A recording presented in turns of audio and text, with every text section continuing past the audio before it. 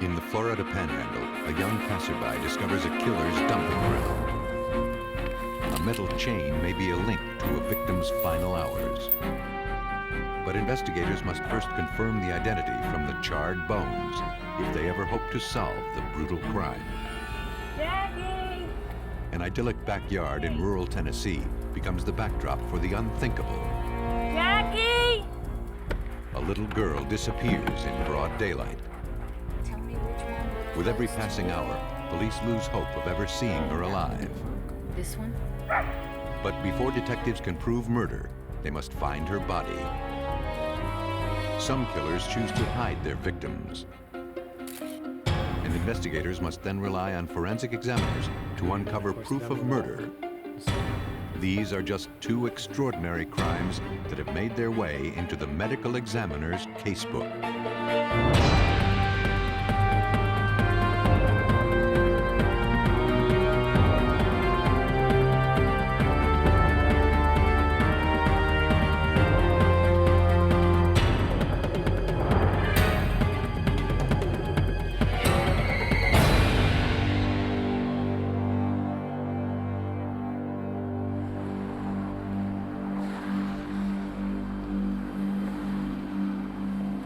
In this episode, some of the names have been changed. The Gulf Coast of the Florida Panhandle is known for its quiet beaches and peaceful living. But on March 4th, 1999, Okaloosa County's tranquil lifestyle was threatened. That afternoon, investigator Stan Griggs of the Okaloosa County Sheriff's Office was called to an isolated wooded area. Children discovered a body while playing in the woods. Panicked, a young mother phoned police. In his 15 years with the department, Griggs had never seen anything like it. There was a charred body that was secured to a tree with chains and rope. We actually could not tell definitively if it was male or female. The investigators scoured the scene for clues, looking for anything that would tell them who this person was and why he or she died so violently. Although the crime scene was littered with debris, physical clues were scarce. There wasn't a lot of evidence around the body. A few cans, a roll of duct tape, a couple items of clothing. We didn't find anything that would lead toward the identification of the victim, much less any perpetrators. The victim's hands were bound with a blood-stained cord, and duct tape was stretched across what remained of the skull. Fragmented bones and tattered clothing were charred beyond recognition. It appeared the victim had been dead for quite some time. There was insect activity, an insect activity that indicated that whoever perpetrated this made more than one visit. The body showed evidence of maggots, a process that normally takes 2 weeks. But the finding posed more questions than it answered. The insects were burned just like the body. Forensic specialist Jan Johnson took samples. It was a puzzle. We couldn't figure out why someone would come back, obviously, a couple of weeks after the person had died, to burn the body. Dr. Michael Birkland, Chief Deputy Medical Examiner for the district, carefully prepared to recover the remains. We were very intent on getting the body removed exactly the way it was pretty much positioned at the scene because of an injury that I identified to the neck region. That was going to be very important to keep the neck in that position until we got back and were able to x-ray. The remains were taken to the morgue for autopsy.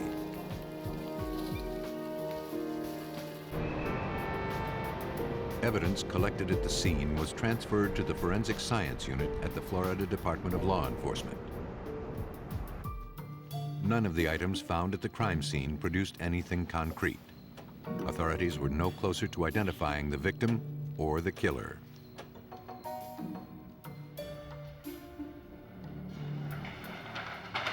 After examination, it was determined the victim was an adult male, less than 6 feet tall. Establishing cause of death would fall to Dr. Michael Birkland. When we got the body back, we went ahead and did x-rays looking for any projectiles or foreign bodies, and we did not see any evidence that this represented either a gunshot wound case, or there were no foreign knife tips or anything like that left in the body. The x-rays showed a number of fractures to the body of the upper extremities, what we call defense injuries, where the arms had been put up to try to ward off blows. There were a number of skull fractures that caused extensive fracturing of the base of the skull. Dr. Birkland believed the victim was killed by a blunt force trauma to the neck. The autopsy report documented a brutal murder, and it also helped establish a sequence of events. If you're transporting a dead body to what we would consider a secondary dump site, there's no need to bind it, gag it, and chain it to a tree. So it was common sense that told us that the body was probably transported there initially live, may have already indeed been injured, because this was a fairly stocky person, and so without subduing him somehow, I would have thought you would have put up a considerable fight, and certainly you would not have to chain a dead person to the tree. But Dr. Birkland was still puzzled by the insects. There were several populations of maggots present in the body. He concluded from their numbers and their size that the victim had been dead about a month. The most startling revelation was that there was charred maggots, indicating that the maggots had been there for a while, grown up a little bit, and then somebody came back and set the fire. For the investigation, that meant that whoever had brought the body there had came back to the scene again. Fingerprinting the victim was difficult. His hands had been damaged by fire. But there was enough soft tissue on the right thumb to make an impression. Given that one of his fingers was not badly involved in the charring process, we were able to find enough minutia and ridge detail. So we were able to have sufficient information from that one finger to attempt a match. While the prints were sent for comparison to the Florida Crime Lab, investigator Griggs was determined to learn the identity of the victim. The autopsy established the victim died sometime around the 1st of February. Investigator Griggs began checking missing persons reports. We send out a bulletin over to law enforcement net that we have found the body, and asking for any kind of missing persons information other agencies may have. One stood out as a strong possibility. A local restaurant worker was reported missing on February 13, 1999. Okay, we'll get right on. Thank you, sir. Cordel Richards was a 32-year-old male of Asian descent. The last time anyone saw him was around the 3rd. We checked with the Fort Walton Beach Police Department, and they told us a friend had reported Cordel Richards missing. They naturally went to the apartment to check on his welfare. There they found young people who claimed that they didn't know where he was. I'm alright, how are you? Oh, pretty good. I'm looking for Cordel. Does he live there? A young student named Crystal Maestas rented a room from Cordel. Seen Cordel in about 10 days. 17-year-old Ron Bell was her boyfriend. Who are you, sir? The two teenagers confirmed Cordel left in early February, but they didn't know why. I'm in the room. Okay. Is there anybody else in the house? Just us two now. You mind if I take a look? Good. Yes, sir. Sir, could you have a seat over here? Ron Bell and Crystal Maestas stuck with a story that Cordel Richards just disappeared after receiving some unknown type of court papers. He piled up some black bags in the apartment, and the next day he was gone along with the black bags. They never saw him again. What's your first name? Crystal. Crystal, could you do me a favor? The teenager's story seemed suspicious. Give me a call and let me know. Sure. Okay, here's my card. All my information's on the card. Okay. Detective Griggs decided to interview the friend that reported Cordel Richards missing. Let's have a seat right there.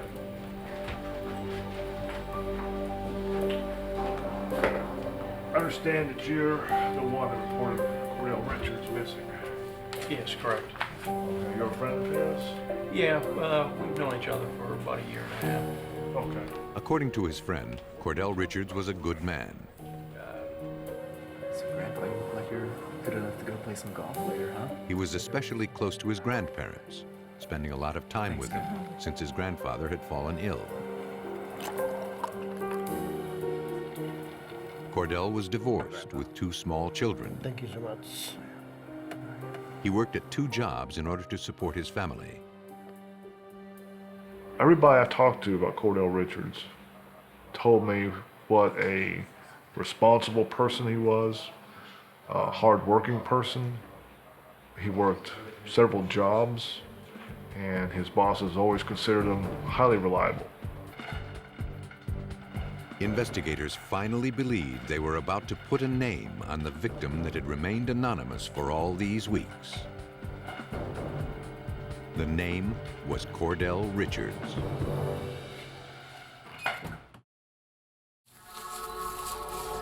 In Okaloosa County, Florida, investigators struggled to identify a body that was not much more than a skeleton. The victim was badly burned and chained to a tree.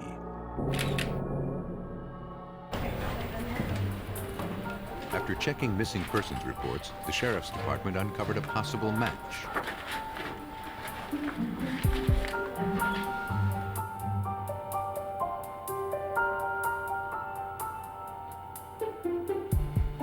Forensic specialist Jan Johnson worked to identify the body using a single thumbprint.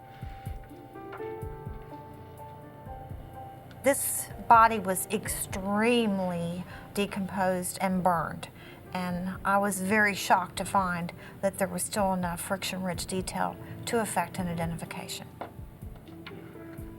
The fingerprints did match the fingerprints of the unidentified deceased, which was the skeletal remains of Cordel Richards. Investigator Griggs, Fingerprints confirmed it. Cordel Richards was no longer a missing person. He was a murder victim. That is correct. Investigators returned to the Fort Walton Beach apartment complex where Cordel Richards had lived. How you doing? Hi. Stan Griggs with the Sheriff's Office. Can we speak to you for a minute? Sure. Can we come on in? Yeah. Crystal Maestas answered the door. What's going on? I need to ask you a few questions about Cordel Richards. Yeah, I rent a room for me. We do? Which room? The one right there. Okay. Forensic specialist Jan Johnson analyzed the apartment. Okay, we have a search warrant for this apartment. Okay? Because we're trying to locate Mr. Richards. Okay? Here, why don't you look it over? Okay, just If you want to step outside, yes, ma'am.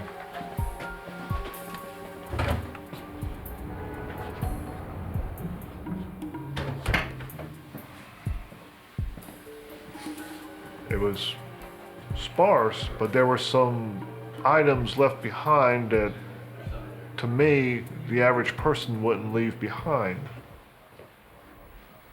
I knew Cordel Richards exclusively rode a bicycle. He didn't drive. A bicycle was there. It was a small but important clue. Griggs wondered if Cordel was taken from his apartment by force. A visual examination did not detect any blood evidence, so we decided to use luminol.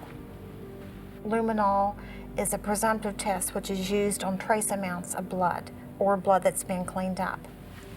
We sprayed the apartment, and there were 8 areas that did give a positive reaction for blood. We've got a medium velocity spatter pattern here, it looks like. Also a couple of transfer stains. Looks like partial hand impressions.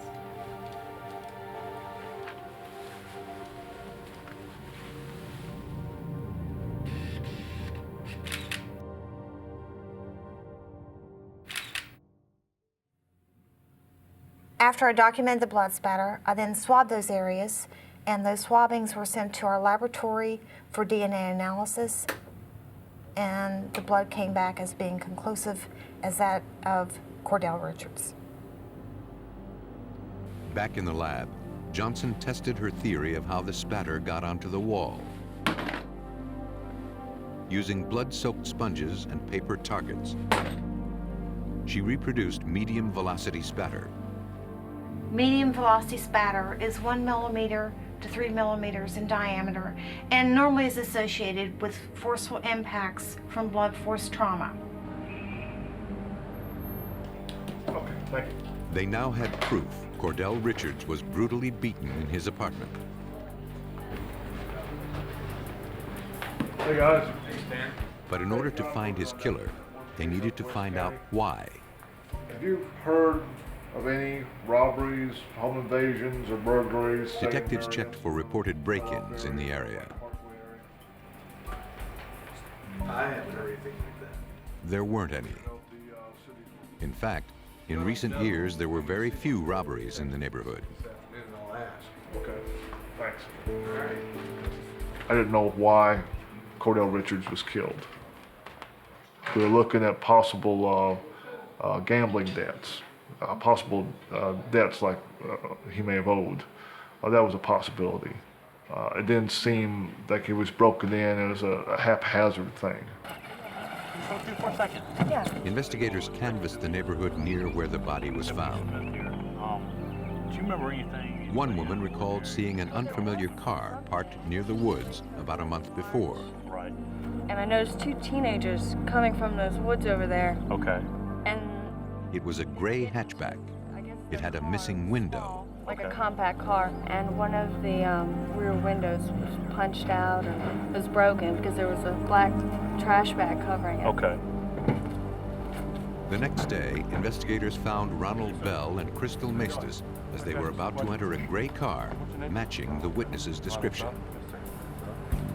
This your vehicle? Yes, sir, it It is? Yes. Bell confirmed the car belonged to him. You know Cordel Richards? Yes, I met him a few times and I've come to pick her up. Do you know Cordel Richards, ma'am? Yeah, I rent a room from him. Okay. What happened to your window on the vehicle? Had a burglary a couple of weeks ago. Evidence was mounting.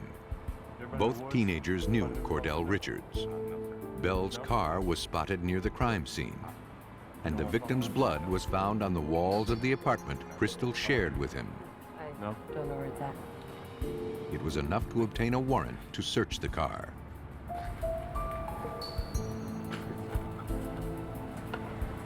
The car was searched and dusted for fingerprints. But no evidence was found connecting the vehicle to the victim. Next, investigators questioned officials at the school Ron Bell attended. That you already saw in there? I did note that he was gone from the 2nd to the 5th straight, and then quite a He was few days absent in the several middle. days in early February. An unusual pattern for Is him. it? Come on in. Ted Mazzo, a fellow student, confirmed Ronald Bell borrowed his truck twice during that time. Have a seat. You don't mind any answering any questions or anything I have today? No, sir. Okay. But Mazzo was not the only person to have information on Bell. Oh, what can you tell me about Cordel Richards? He told us that Ron Bell asked him to decipher the password on a computer. He described the computer to me. He also described the layout of the interior of Cordel Richards' apartment. How hard can it be? Ron and Crystal were trying to log onto the internet, but they couldn't get past the password. You're useless, Michael. They asked Paul Martin to hack in. Can't you get a ride home or something? Try something else. Yeah, you gotta help us with some bags. Just keep working on that till you get back. Paul noticed that all the files on the computer belonged to someone named Cordel. Leave it alone, man. It's not gonna work. Mike, it's not gonna work. Let's go.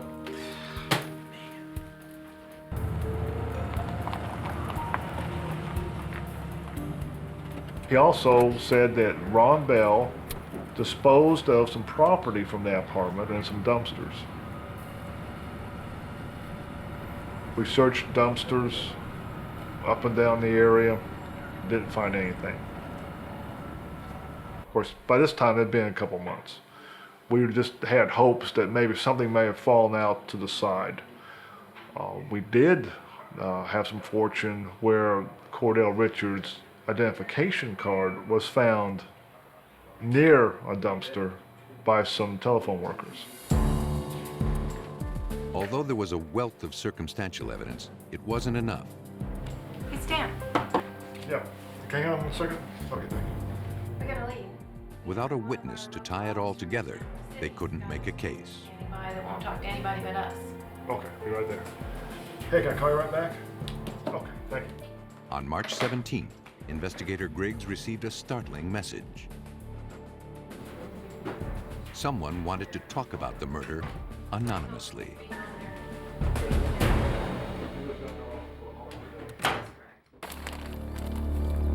"32-year-old Cordel Richards had been brutally murdered. His body was so badly burned, the medical examiner had trouble establishing the cause of death. Thank you. Just as it seemed the case would go cold, investigator Stan Griggs of the Okaloosa Sheriff's Department received a call. The caller was young and terrified. He said he had information about the case, but he only agreed to talk to investigators anonymously. The informant claimed Rene Linx, a friend of Crystal's, was bragging about the murder. He told us that Rene Linx told him that she, Ron Bell, and Crystal Maestas were going to kill a guy because the guy had made advances on Crystal. She and Crystal were going to seduce him. Ron Bell would hit him over the head, knock him out, and they would dispose of his body. It was a chilling story. Rene Linx was called into the sheriff's department for questioning.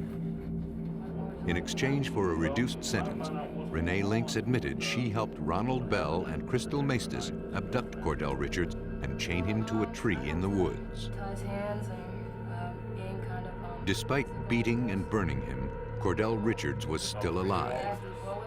They purchased a meat cleaver at a discount store to finish him off. White, if you could, just go ahead and stand up, place your hands behind your back, because you're going to be arrested for murder. Rene Linx was only 15 years old when she was arrested for murder.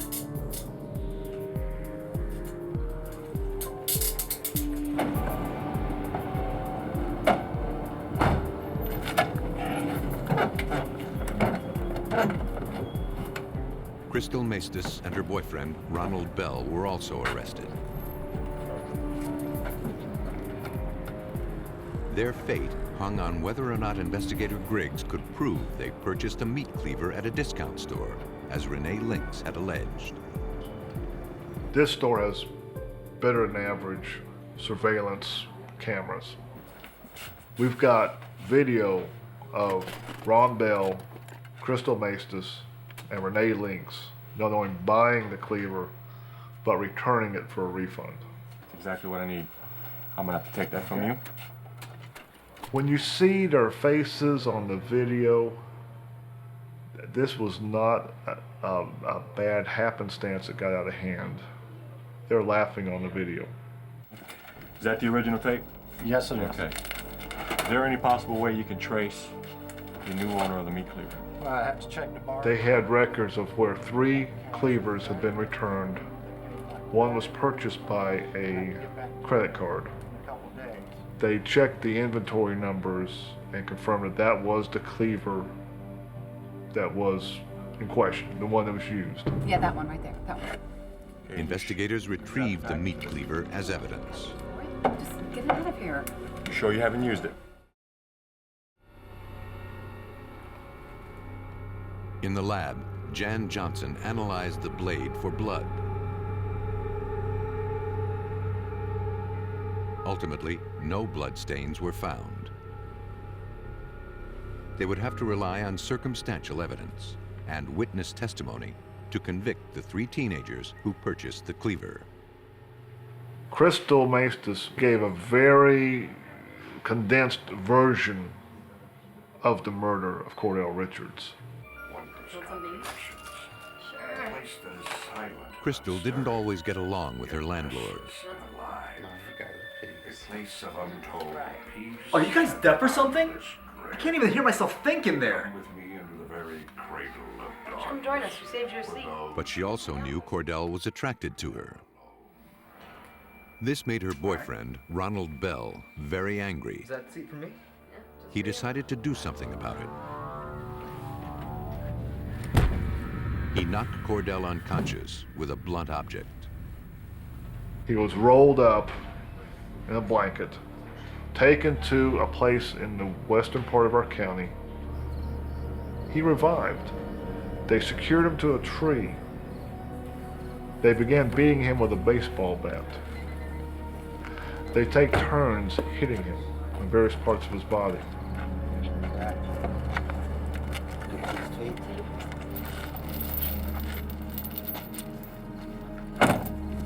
He's still moaning. He's unconscious, but he's moaning.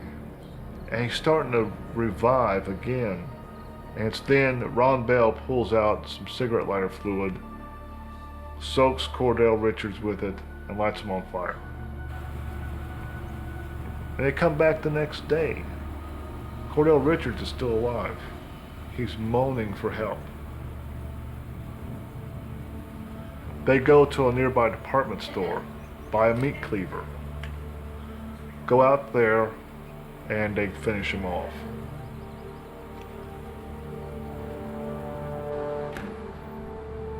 I think the whole community was horrified that essentially children this age committed such a crime. Crystal Maestas was tried and sentenced to life in prison without the possibility of parole. Ronald Bell is also serving a life sentence for his role in the murder. They were both tried as adults.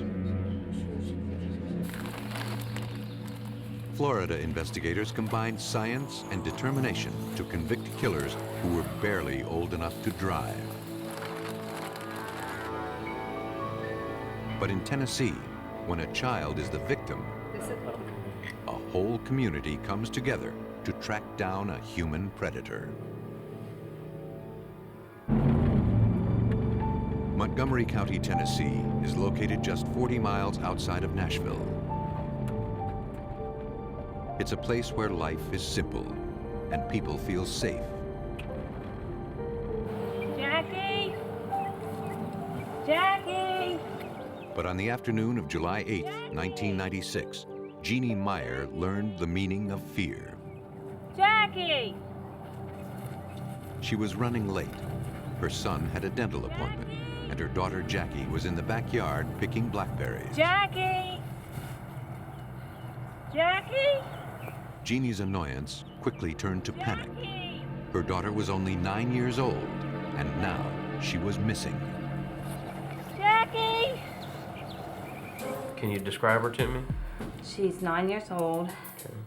She had a pink shirt on, and she had her favorite little The Montgomery blue County pants on Sheriff's with, like, Department little slippers. She responded. wears them all the time. Okay, I have a picture Jackie of her. Beard was 4'7", with sandy blonde hair and blue eyes. Okay.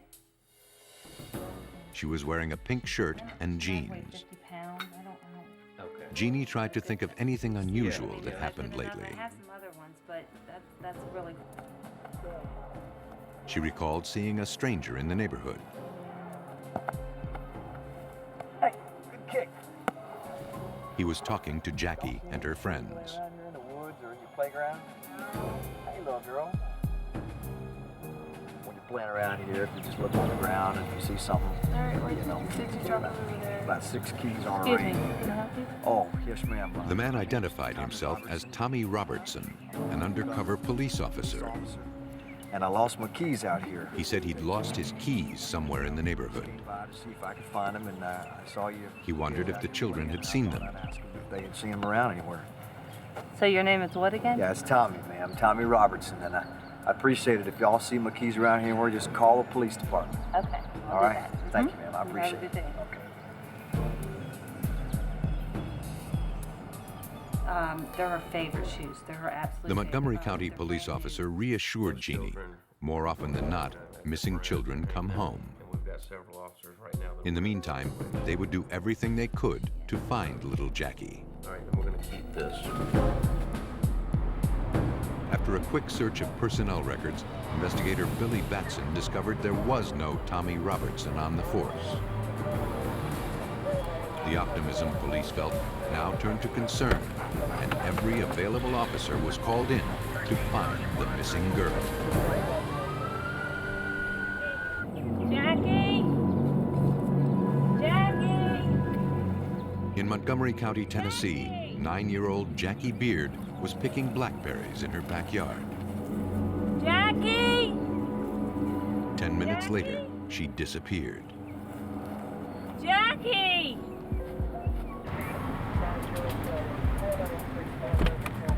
Along with police, Montgomery County Rescue Squad coordinated the massive search effort, dispatching the K-9 unit and community volunteers.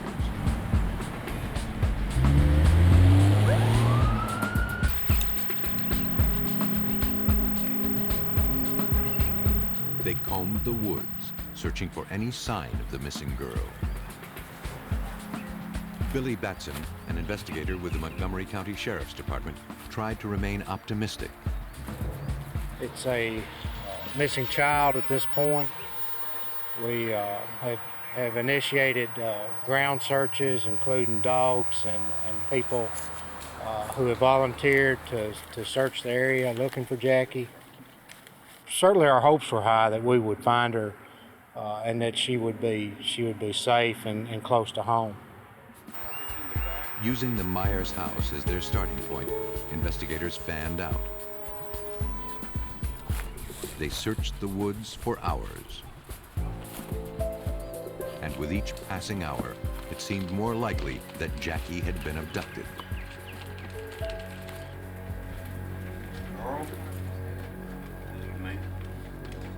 Children from the neighborhood were called into the sheriff's department and asked about the man posing as a police officer. Can you look at these here and tell me which one looked close to you? They gave descriptions of the stranger who called himself Tommy Robertson. That one will work. This one? Let's capture that. Feature by feature, a composite photo slowly emerged.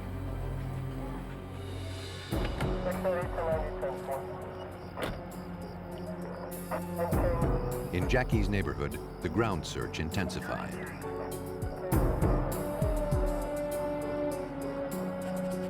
There was no sign of the child or of the man police now suspected of abducting her.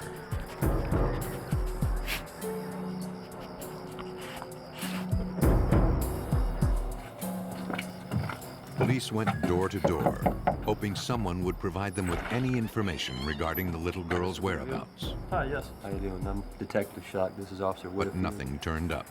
We understand. Investigators hoped media attention would bring them closer to finding Jackie and the stranger who police believed had taken her from her own backyard.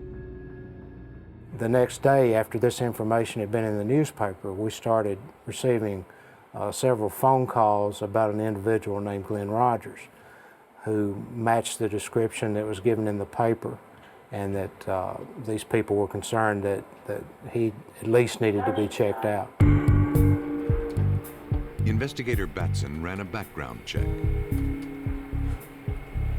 William Glenn Rogers had a long list of felony convictions. Police were dispatched to bring Rogers in for questioning. Rogers claimed that although he was in the Myers neighborhood the day Jackie disappeared, he never saw her. He was only looking for his keys. Yes. Police didn't believe him, and the results of a polygraph examination confirmed their suspicions. No. It indicated he was lying.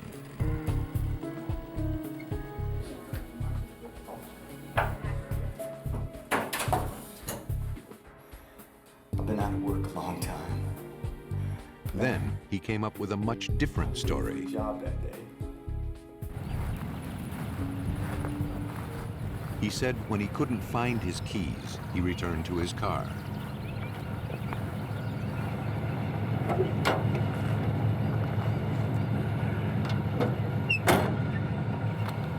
As he put the car in reverse, he felt a bump, as if he'd hit a tree. Instead, he said he accidentally ran over a little girl, killing her instantly. Rogers panicked. He knew his record would make the accident seem suspicious.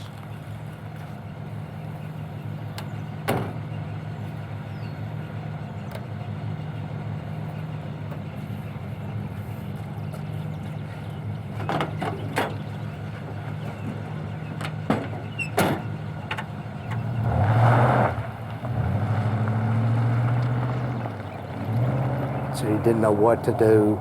He got in the car and drove. He came to a bridge which goes over the Cumberland River, not far from that scene, and he got out of the car, went to the passenger side, got Jackie from the car, and threw her over the side of the bridge into the Cumberland River. Batson, along with Special Agent Brett Murray of the FBI, were more than a little skeptical. The interview right after the polygraph test, I did not believe. I did believe the fact that he was responsible for her disappearance, which he basically said he was, but the facts surrounding how she disappeared were not something that we believed. We knew there was more to the story. The key then was to try to find Jackie. Rogers was placed under arrest while investigators checked out his story. The Montgomery County Rescue Squad and surrounding county squads were dispatched to the Cumberland River.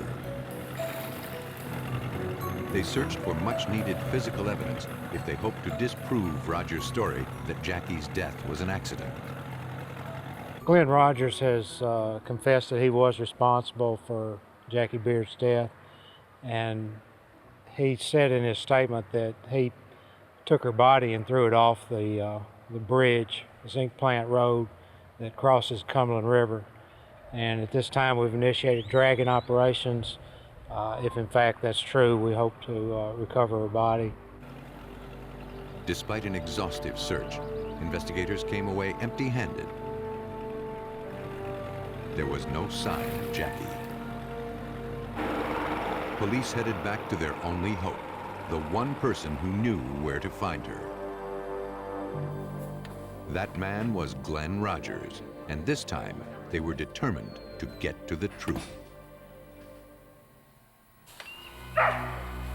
In Tennessee, a 9-year-old girl had been missing for 3 days. William Glenn Rogers, a convicted felon, claimed he accidentally hit Jackie Beard with his car. He said he panicked, then dumped her body in a river. A search team dragged the Cumberland River, but there was no sign of Jackie Beard's body. Investigators suspected Rogers was lying. Yeah, let me call you back. They called his wife in for questioning. Detective shot.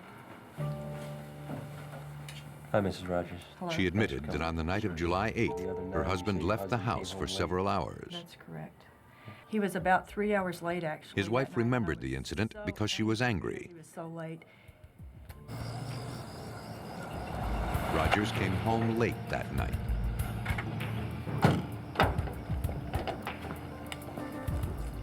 Bill, do you know how late it is? Where have you She noticed he had mud on his pants and a spot of blood on his shirt.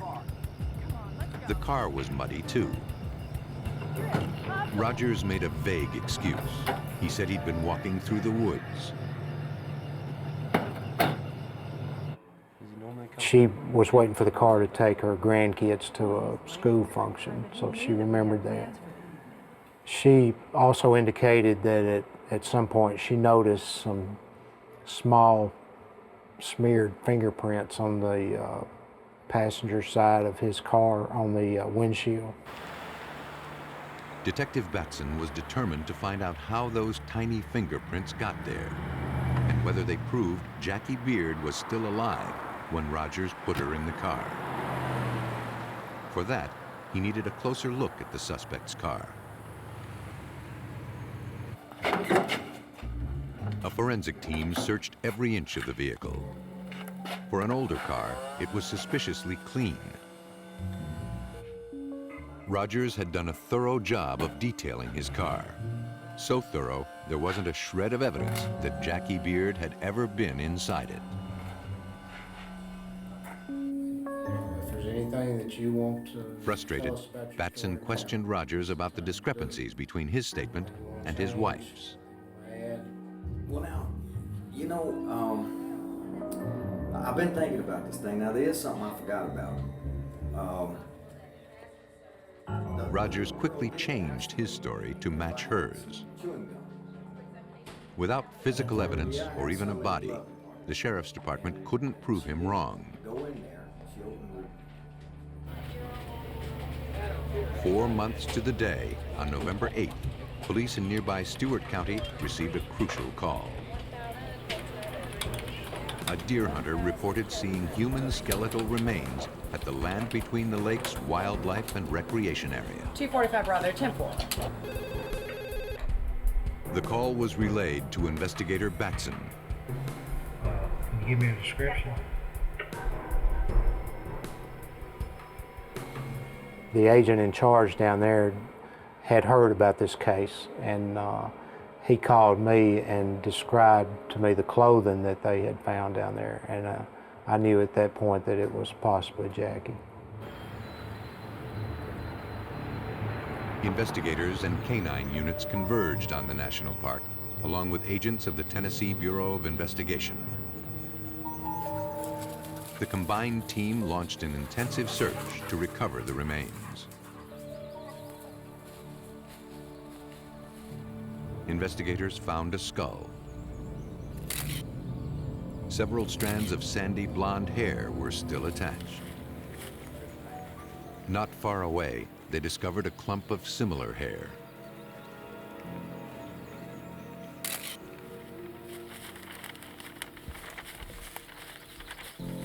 Children's clothing was recovered and bagged as evidence.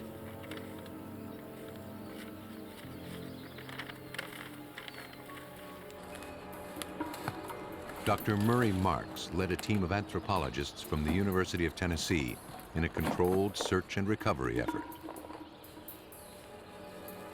A crime scene, a forensic scene, is like an archaeological site. There's only one chance to excavate it. The crime scene was in a rural area, heavily wooded, though all the leaves were down. Many times that makes the recovery a little bit more difficult. We found elements scattered in a pretty wide area. And then we systematically go through looking at, for one thing, different layers of leaves. We can tell the seasonality. If the bones are on top of the leaves, obviously, that's happened after they fell. If they're under the leaf or under 2 or 3 layers of leaves, we know how many seasons have gone by. The skeletal remains were under 1 or 2 layers of leaves, so we knew some time had passed. To learn more, Dr. Marks needed to analyze the skeletal remains. He returned to the forensic anthropology lab at the University of Tennessee in Knoxville. We knew that we had a subadult individual. Prior to 20 years of age, you can look at dental development and the way the long bones grow and how long they are. So you can make an assessment of age relatively easy. Sex is difficult to ascertain prior to puberty. Prior to puberty, we cannot make an assessment of sex in skeletal remains, so we had no idea we were dealing with a female or a male. The length of the long bones revealed that the victim was young, between the ages of 7 and 9. 271. We're going to be interested. Dr. Marks determined the remains were consistent with the little girls. Pre-20 years, we're going to look at dental development. The child had died 3 to 9 months ago, well within the time Jackie Beard disappeared. Do you think that's credible? We didn't see cut marks that are indicative of sharp force trauma. We didn't see bludgeoning or blunt force trauma, no fracture to bone. We didn't find the fragile bones in the neck that would tell us about strangulation. There was no evidence on the bone that told us anything about a cause or manner of death. Now, investigators could only hope to make a positive identification. We also did mitochondrial DNA, comparing the DNA of Jackie with her mother, and that was a match. Identifying the remains was an important step. But Batson was missing the physical evidence needed to link William Glenn Rogers to the death of Jackie Beard. Once again, science provided answers. When her clothing was collected, it was sent to the Tennessee Bureau of Investigation Crime Lab for further analysis. When they examined the clothing, they found some fibers on Jackie's clothing that they really couldn't identify. Fibers of this type were also found in Glenn Rogers' car. But they didn't match the car's carpet fibers.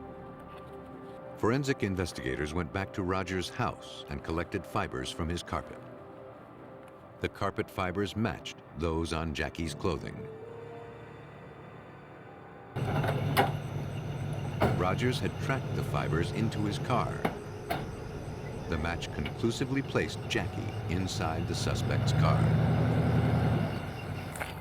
Did you find your keys? Hey, little girl. Yeah, Montgomery County investigators theorized that on July 8, 1996, Glenn Rogers lured 9-year-old Jackie into his car by posing as a trusted figure, a police officer. He then drove to a secluded spot where he raped and killed her. He later hid her body in a secluded area in Land Between the Lakes National Recreation Area.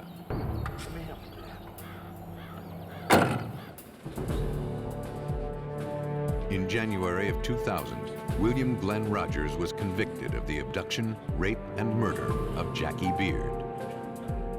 At his sentencing hearing, Jackie's mother spoke of her loss. Jackie looked up to me more than anyone else, and I couldn't do the most important thing I would ever do in my life. I couldn't save her from a horrible situation.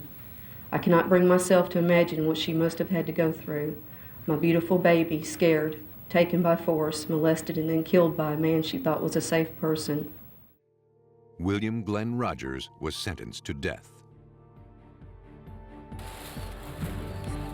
To cover their tracks, some killers go to great lengths to hide their vicious acts of violence.